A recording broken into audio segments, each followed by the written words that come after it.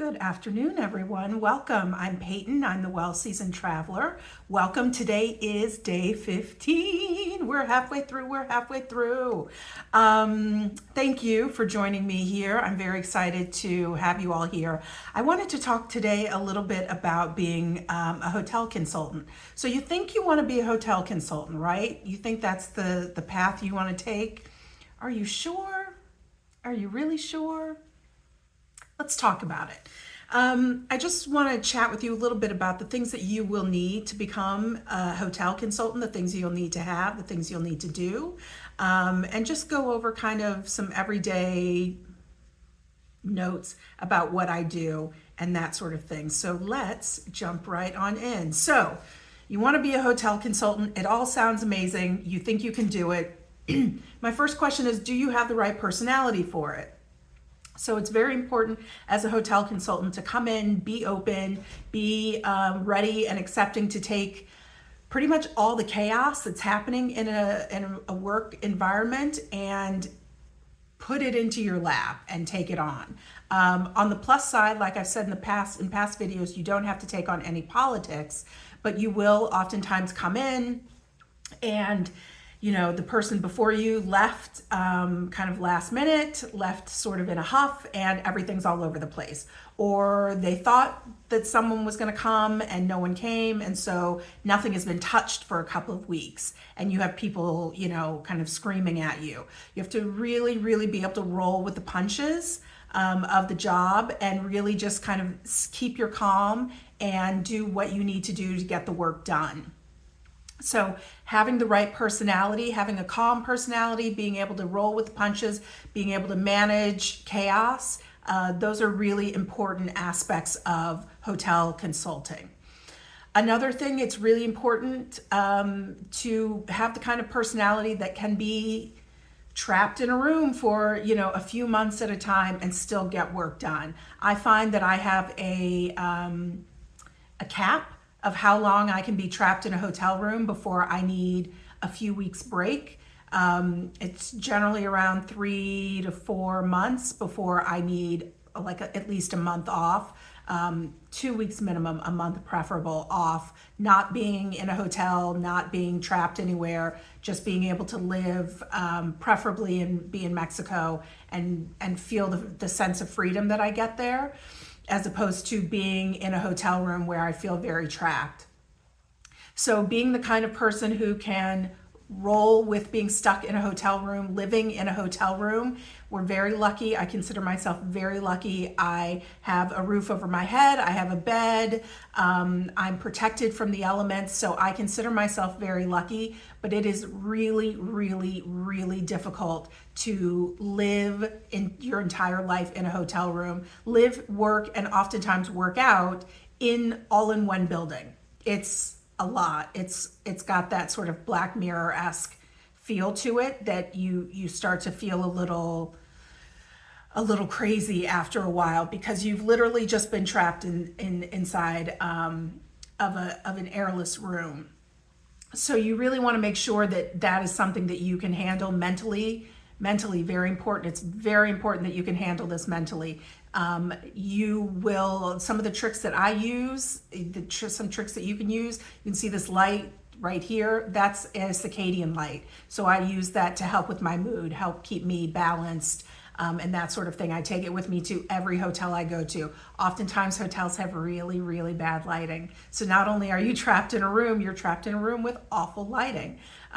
So this helps keep me calm. It helps keep me focused and centered, and helps keep me from freaking out too much when I'm moving towards the end of an assignment and I'm just ready to go.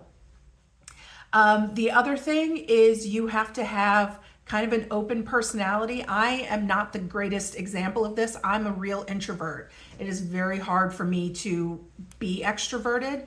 I can do it. I have definitely a cap on how long I can do it and how many people I can do it with. So I struggle when I go to new hotels, I'm always a little bit like, oh, I'm here. Oh, but it's better if you have a really big, wonderful, open personality, and you can bring some positivity into the place that you're working. I know that anytime I am walking into a task force assignment, quite often, my assumption is that it's been left a mess, that they really need a cleanup person to start before they need a person kind of getting them ahead of the game.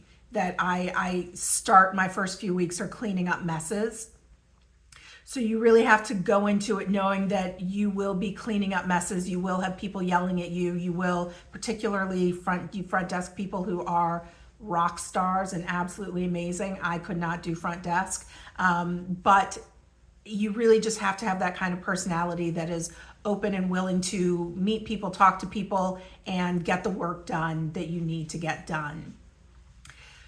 The other thing that you have to be comfortable with is eating all of your meals either from the hotel or from restaurants. Now, it sounds amazing. Oh, I don't want to cook anyway. I love eating out. Eating out gets exhausting after a while. Not exhausting, that's not the right word, but eating out gets boring. There are times when I just want to make my own food because I know exactly what I want and I know exactly how I want it to taste. And I know that if given the right ingredients, I can make that work.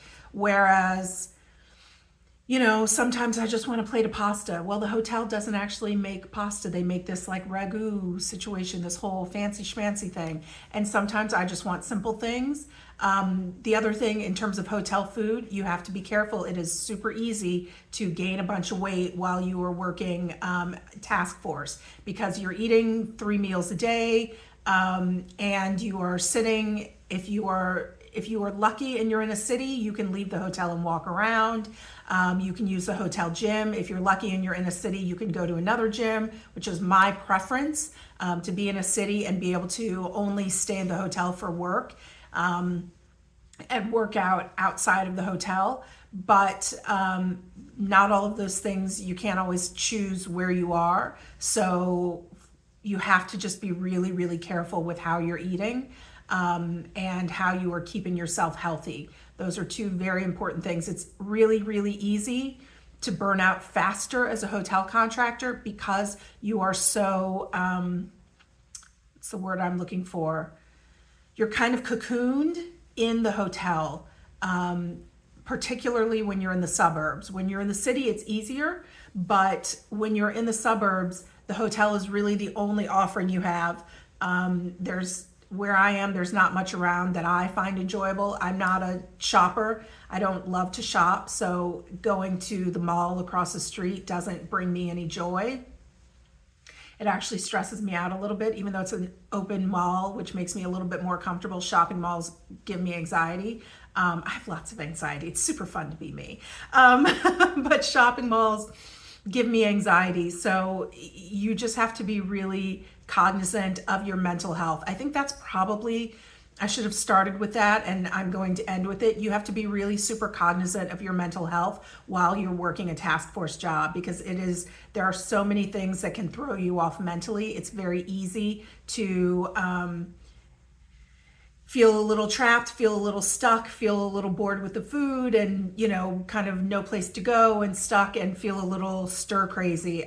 Cabin fever is what I generally feel. I get a little cabin fever, like I gotta get out of this place. So those are some things to think about. The other thing that isn't an issue for me, but is maybe an issue for some people, you are not allowed to socialize at the hotel with any of the guests. You're also not allowed to drink at the hotel. I don't drink, so it's not a bother for me, but you are not allowed to drink in your room or at the hotel restaurant. So you're not allowed to consume alcoholic beverages on property.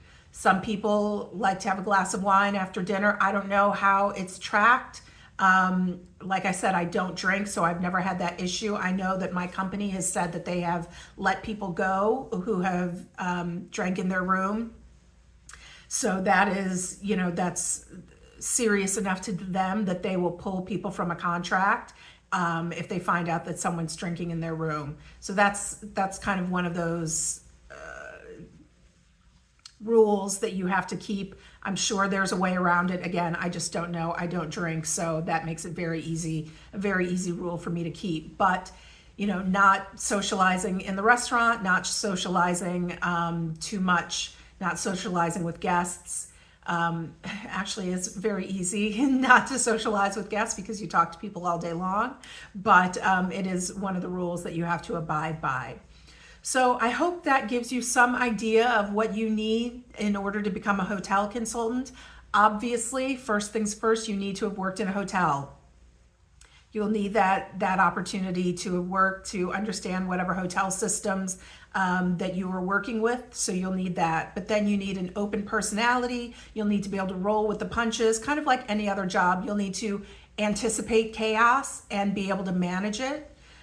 You'll need to be able to work well with other people, especially people who oftentimes have seen 7 people just like you who've come and go, or, they really love the last person who was there for 10 years and that person is now left and now they're not happy. Their husband or wife is left. So you're coming into chaos. You're coming into a lot of moving pieces and a machine that is not well oiled. So it is funky and broken, and you are there to kind of help get it going again so that they can put somebody in place who oils the machine and keeps it moving. All right. I hope that helps out a little bit. Please let me know if you have any questions in the comments. I really look forward to chatting with you all more about hotel consulting. I think it is an absolutely wonderful way to transition yourself out of the US into a different country. It enables you, if you have the right kind of setup, it enables you to let go of an apartment or rent out your home and live in the States while making money without having to pay any rent or pay a mortgage, which I find to be very useful, a very useful way to save money. All right. Thank you so much for your time. I appreciate it. Yay, day 15. We are halfway through. We're going to make it to the end. No matter how many videos I do, I'm making it to the end, baby. Okay, I will see you tomorrow. Bye-bye.